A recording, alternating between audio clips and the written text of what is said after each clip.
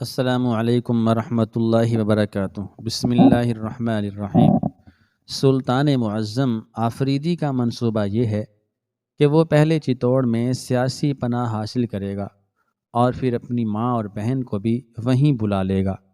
ملک کافور نے سلطان کی حالت غضب سے فائدہ اٹھاتے ہوئے تہمت ترازی میں نیا رنگ بھرنے کی کوشش کی۔ سلطان نے چونک کر ملک کافور کی طرف دیکھا۔ ہم نہیں سمجھتے کہ دنیا میں اس قدر احمق شخص بھی زندہ رہ سکتا ہے۔ اچانک سلطان کا لب و لہجہ بدل گیا تھا۔ یہ ممکن نہیں، آفریدی ہمارا حرف اعتبار ہے۔ وہ خود تو موت کے گرد و غبار میں گم ہو سکتا ہے، مگر ہمارے یقین کو دھندلا نہیں ہونے دے گا۔ ابھی ہم اس کا انتظار کریں گے۔ کون جانے کہ ہمارے سفیر پر کیا گزری ہے۔ وقت ہی بتائے گا کہ وہ ہمارے بخشے ہوئے اعزاز کا مستحق تھا یا نہیں۔ سلطان کے بدلے ہوئے تیور دیکھ کر ملک کافور کا دل ڈوبنے لگا۔ کچھ بھی ہو حضور والا، آفریدی آپ کے اقتدار کو دل سے تسلیم نہیں کرتا۔ ملک کافور نے ایک بار پھر وہی ناگوار قصہ چھیڑ دیا تھا جسے کوئی بھی حکمراں سننا پسند نہیں کرتا۔ آفریدی قومی تعصب کا شکار ہے۔ وہ ہندوستان کے تخت و تاج کو اہل کابل کی میراث سمجھتا ہے۔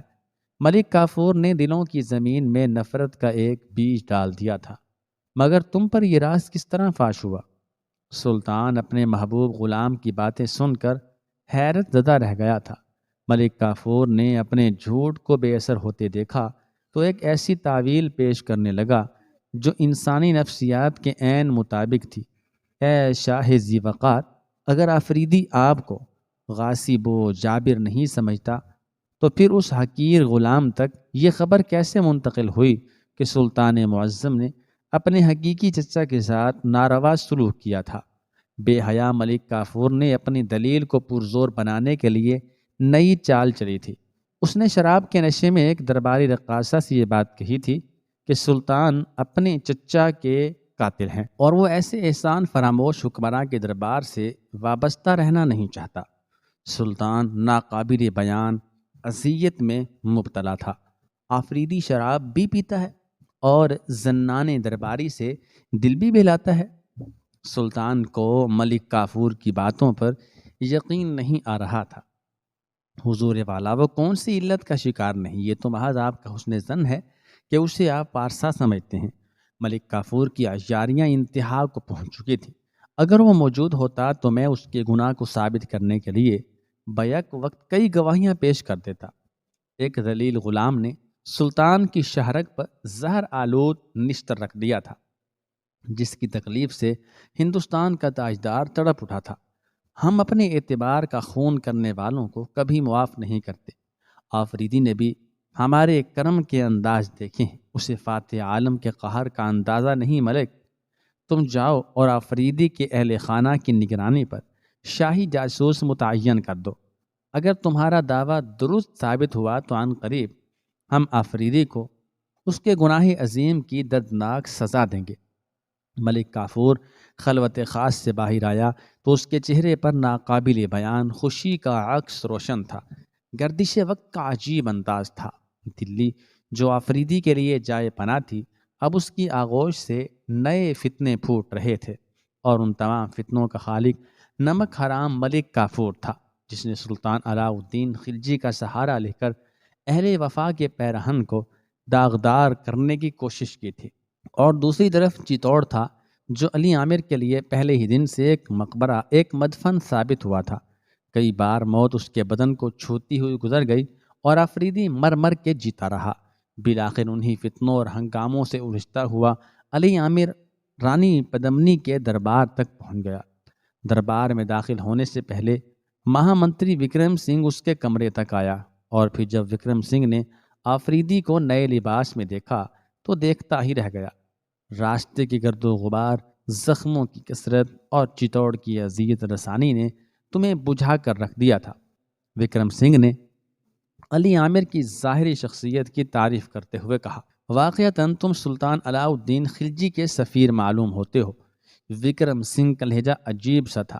مہامنتری کی تعریف اتنی بے ساختہ تھی کہ آفریدی ایک لمحے کے لیے شرما سا گیا۔ آج پہلی بار کسی شخص نے اس کے مردانہ حسن کی تعریف کی تھی۔ آفریدی نے نظریں نیچی کر لیں اور وکرم سنگھ سے اپنی تلوار کا ذکر کیا جو چتوڑ میں داخل ہوتے وقت اس کے جسم پر آویزاں تھی۔ وکرم سنگھ نے فوراً ہی محافظ سپاہیوں کو حکم دیا کہ آفریدی کے وہ شمشیر لائی جائے جسے سفیر کے زخمی ہو جانے کے بعد ریاست کی اسلحہ خانہ میں جمع کر دیا گیا تھا۔ کچھ دیر بعد تلوار لائی گئی تو اس پر جگہ جگہ خون کے داغ نمایاں تھے۔ آفریدی نے تلوار کو نیام سے کھینچا لیکن وہ آسانی سے برآمد نہ ہو سکی۔ خون کی آمیزش کے سبب تلوار نیام میں چپک کر رہ گئی تھی۔ بمشکل اسے کھینچا گیا۔ آفریدی بہت غور سے اپنی اس تلوار کو دیکھتا رہا جس پر اس کے بے نام اور نادیدہ دشمنوں کا خون جم کر سیاہ دھبوں کی شکل اختیار کر گیا تھا۔ مہامنتری تلوار پر نظریں جمائے ہوئے آفریدی نے وکرم سنگھ کو مخاطب کیا، میں امن اور محبت کا سفیر ہوں، اس لیے اپنی شمشیر پر انسانی خون کے داغ لے کر دربار چتوڑ میں داخل ہونا نہیں چاہتا۔ مہامنتری نے آفریدی کے اس انداز فکر کو پسند کرتے ہوئے سپاہیوں کو حکم دیا کہ وہ تلوار کے دستے اور پھل کو صاف کر دیں۔ پھر جب شمشیر کی اپنی حقیقی آب و تاب لوٹ آئی تو آفریدی نے اسے نیام میں ڈالا اور مہامنتری وکرم سنگھ کی طرف استفہامیہ نظروں سے دیکھنے لگا۔ آؤ آفریدی، تمہیں تمہاری منزل تک پہنچا دوں، وکرم سنگھ نے محبت آمیز لہجے میں کہا۔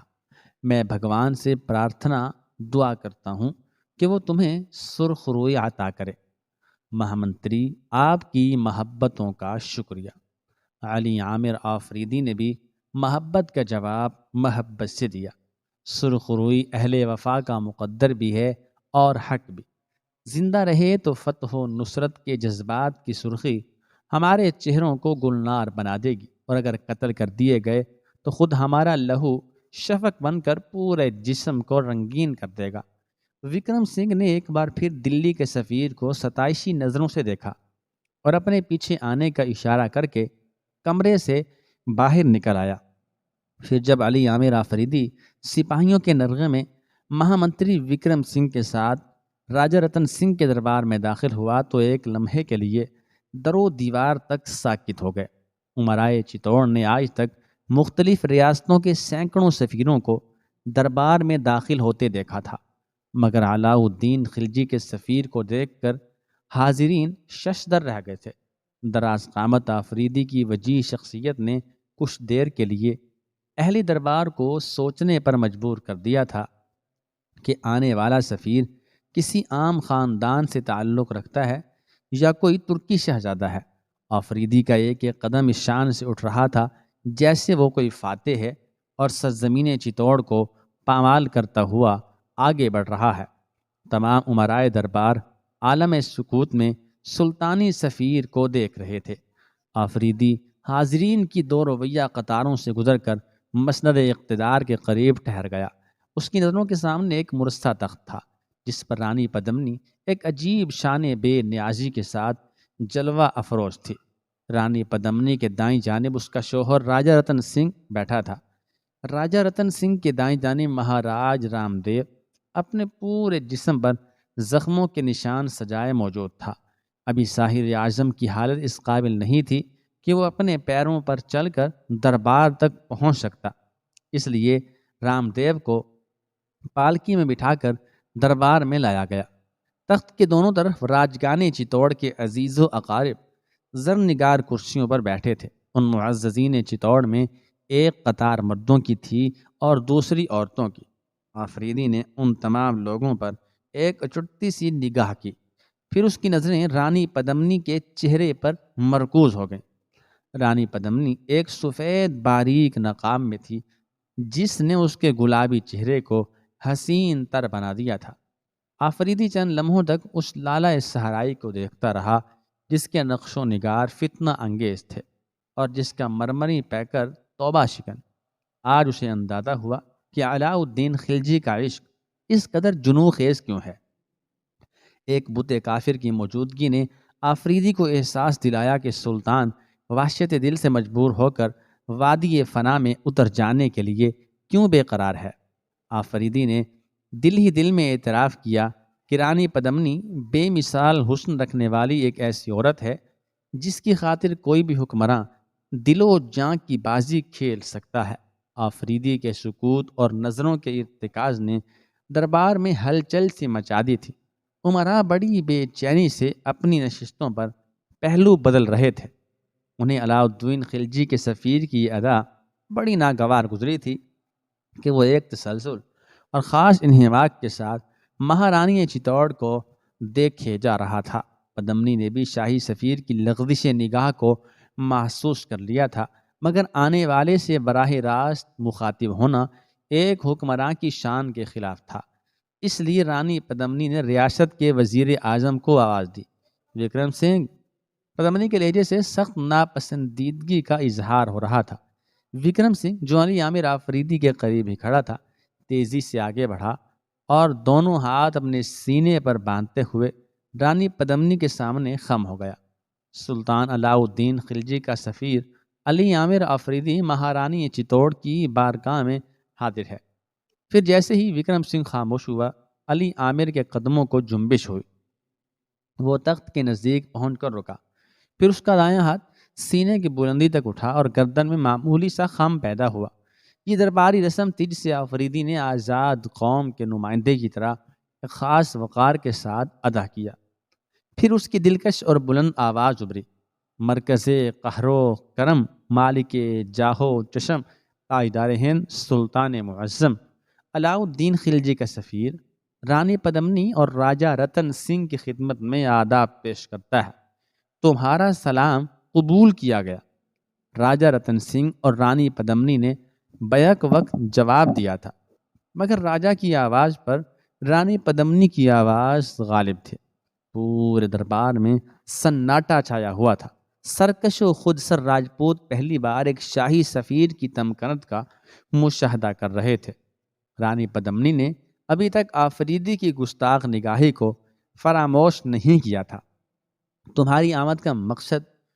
راجہ رتن سنگھ نے تلخ لہجے میں آفریدی سے سوال کیا۔ راجپوت سمراٹ میری آمد کے مقصد سے بخوبی واقف ہیں۔ علی عامر نے اپنا بیان جاری رکھا۔ راجہ رتن سنگھ یہ بھی جانتے ہیں کہ میں ان کی ریاست کی حدود میں کب داخل ہوا تھا، اور آج جب مجھے دربار میں حاضر ہونے کی اجازت دی گئی ہے تو کون سا دن ہے؟ آفریدی نے انتہائی شائستہ لہجے میں پس پردہ ہونے والے تمام ناگوار واقعات کی طرف اشارہ کر دیا تھا۔ چتوڑ کی حدود میں داخل ہوتے وقت تم بے ہوش ہو گئے تھے۔ راجہ رتن سنگھ نے سیاسی حربہ استعمال کیا۔ ہم نے جس طرح تمہاری تیمارداری کی ہے، اس کے لیے تمہیں ہمارا شکر گزار ہونا چاہیے۔ میں والی چتوڑ کی نوازشات کا مشکور ہوں۔ آفریدی کی زبان سے ادا ہونے والا ایک ایک لفظ طنز میں ڈوبا ہوا تھا۔ شاہی سفیر چند لمحوں کے لیے خاموش رہا، پھر راجہ رتن سنگھ کو مخاطب کر کے بولا: رانی پدمنی کے لیے سلطان علاء الدین خلجی کا ایک خصوصی پیغام ہے۔ شاہی سفیر کے انکشاف پر راجپوتوں کے دربار میں زلزلہ سا آ گیا۔ وہ پیغام زبانی ہے یا تحریری؟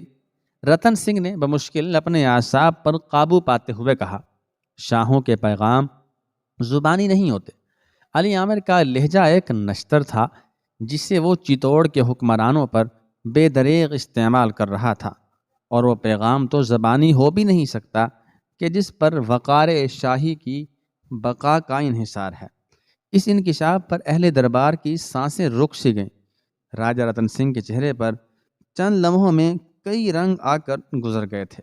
رانی پدمنی نے بڑے غرور کے ساتھ اپنی نشست پر پہلو بدلا تھا، مگر رام دیو غیر متوقع طور پر وحشت زدہ نظر آ رہا تھا۔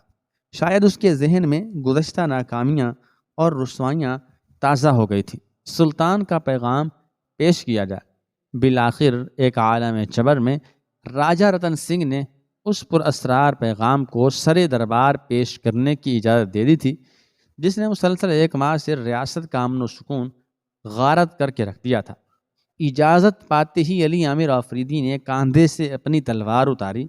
تمام درباریوں کی نظریں شاہی سفیر کی اس حرکت پر مرکوز تھیں۔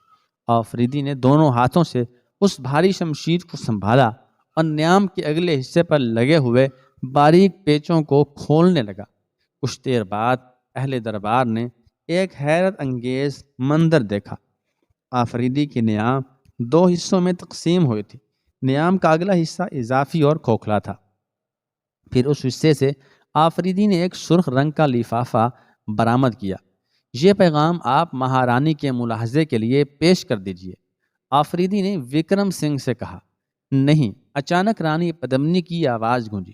اب اس کی مترنم آواز کی سحرکاریاں ختم ہو چکی تھیں اور مہارانی کے لہجے میں رنگ قہر شامل ہو گیا تھا۔ ہم اس شخص کی تحریر کو دیکھنا پسند نہیں کرتے جس نے تمام آداب سفارت کو پامال کر کے ایک غیر مہذبانہ روش اختیار کی ہے۔ سلطان کا پیغام زبانی بیان کیا جائے۔ مہارانی، سلطان کے پیغام کو اپنی زبان سے ادا کرنا میرے اختیار کے دائرے میں نہیں۔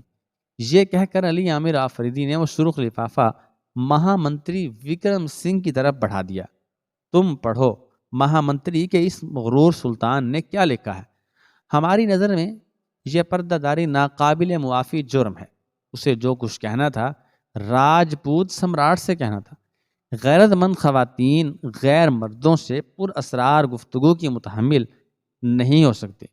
رانی پدمنی کی ایجاد کے بعد مہا منتری وکرم سنگھ نے علاء الدین خلجی کا سرب مہر لفافہ چاک کر ڈالا۔ لفافے سے برآمد ہونے والا کاغذ سرخ تھا۔ اہل دربار شدید حیرت و سکوت کے عالم میں یہ منظر دیکھ رہے تھے۔ وکرم سنگھ نے سرخ کاغذ پر اپنی نظریں مرکوز کر دیں۔ سنہری حروف اس کے سامنے اس طرح نمایاں تھے جیسے ڈوبتے سورج کی کرنیں شفق کے کناروں سے ابھرتی ہیں۔ مہامنتری خاموشی سے سلطان کا پیغام پڑھتا رہا۔ حاضرین دربار اپنی سانسیں روکے وکرم سنگھ کے چہرے کی طرف دیکھ رہے تھے، جہاں گھبراہٹ اور انتشار کے سوا کسی دوسرے جذبے کا عکس موجود نہیں تھا۔ ابھی علاء الدین خلجی کا خط تمام ہونے بھی نہ پایا تھا کہ درمیان میں علی عامر آفریدی بول اٹھا۔ مہارانی، اس خط کو ملاحظہ کریں۔ شاہی پیغام ایک راز ہے اور راز کو سر محفل بیان نہیں کیا جا سکتا۔ ہمارا سلطان سے ایسا کوئی رشتہ نہیں ہے کہ وہ ہمارے نام رازدارانہ پیغام ارسال کر سکے۔ رانی پدمنی کے لہجے سے قہر کی آگ برسنے لگی تھی۔ وکرم سنگھ، ہمارے حکم پر فوری عمل کیا جائے۔ نافرمانی غیروں کی جانب سے ہو یا اپنوں کی طرف سے، یہ جرم ہمارے حضور قابل معافی نہیں ہوتا۔ مہارانی، راج دود کا مشورہ درست ہے۔ اس پیغام کو صرف آپ ہی ملاحظہ کر سکتی ہیں۔ خوفناک ترین حالات میں بھی ثابت قدم رہنے والا وکرم سنگھ اس وقت بہت زیادہ شکستہ نظر آ رہا تھا۔ اس نے کانپتے ہاتھوں سے علاء الدین خلجی کا خط آفریدی کی طرف بڑھا دیا۔ اگر مہامنتری کے احساس وفاداری نے ان سے ان کی زبان چھین لی تو پھر تم ہی اپنے سلطان کا پیغام بآواز بلند پڑھو۔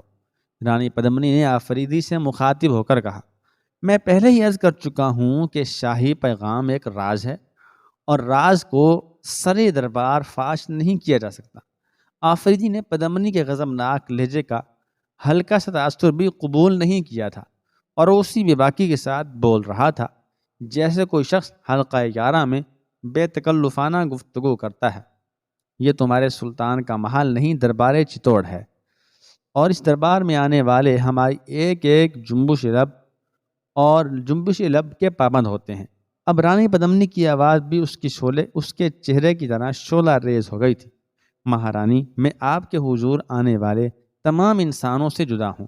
آفریدی کے الفاظ سرکش تھے مگر لہجہ جارحانہ نہیں تھا۔ میں ہندوستان کے کسی بھی گوشے میں جاؤں لیکن میری آنکھیں ہمیشہ دلی پر مرکوز رہتی ہیں۔ میں صرف اپنے سلطان کی زبان سمجھتا ہوں، باقی زبانیں میرے لیے کوئی حیثیت نہیں رکھتی۔ تو پھر اسی وقت چتوڑ کی حدود سے نکل جاؤ۔ دلوں کی تسخیر کرنے والی آواز سے بدستور شعلے برس رہے تھے۔ پھر جب دلی پہنچو تو اپنے سلطان سے کہہ دینا کہ غیرت مند راجپوتوں کی بیٹی نے اس کا پیغام سننے سے انکار کر دیا۔ علی عامر آفریدی نے بڑے حوصلے کے ساتھ رانی پدمنی کے اس تحقیر آمیز سلوک کو برداشت کیا۔ مہارانی، میں تو جاننے کے لیے ہی آیا ہوں، مگر سلطان کے خط کا سر دربار پڑھا جانا آپ کے مفاد میں نہیں ہے۔ آفریدی کا لہجہ نرم تھا۔ چتوڑ کے حکمراں سے درخواست کروں گا کہ وہ سلطان کے پیغام کو تنہائی میں پوری رازداری کے ساتھ پڑھیں اور تحریری جواب لکھ کر میرے سپرد کر دیں۔ میری نظر میں یہی سلامتی کا ایک راستہ ہے۔ میں اپنی طرف سے کچھ نہیں کہتا، مجھے جو حکم دیا گیا ہے میں اس پر عمل کر رہا ہوں۔ تمہاری گفتگو نے نہ صرف مجھے بلکہ اہل دربار کو بھی شبہات میں مبتلا کر دیا ہے۔ رانی پدمنی کے قہر و غضب کا وہی عالم تھا۔ سلطان کو یہ اختیار کس نے دیا کہ وہ مجھے خفیہ پیغام ارسال کرے؟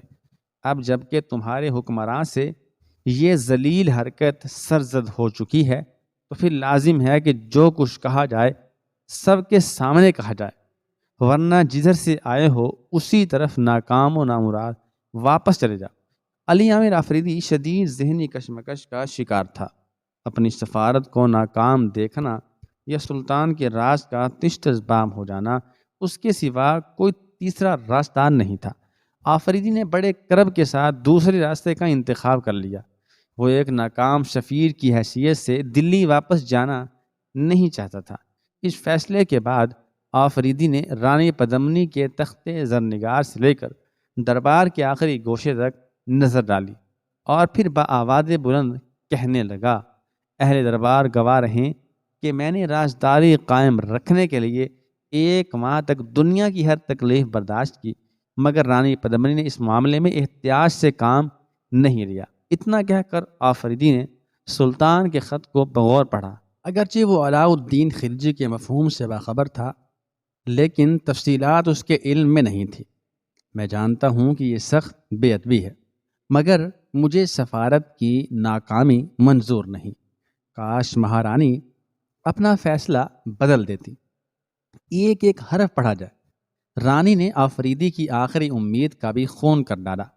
علی عامر کے ہونٹوں کو جنبش ہوئی اور راجپوت سرداروں کی سماعتیں شاہی سفیر کی آتش گفتار سے جلنے لگیں۔ حکم نامہ سلطان بنام رانی چتوڑ۔ یہ عبارت پڑھ کر آفریدی چند لمحوں کے لیے ٹھہر گیا۔ سلطان کے انداز تخاطب نے راجپوت زادی کے پورے جسم میں آگ لگا دی تھی۔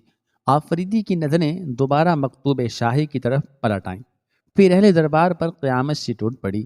آفریدی کی دلکش مگر باروب آواز دربار چتوڑ کے ایک ایک گوشے میں گونج رہی تھی۔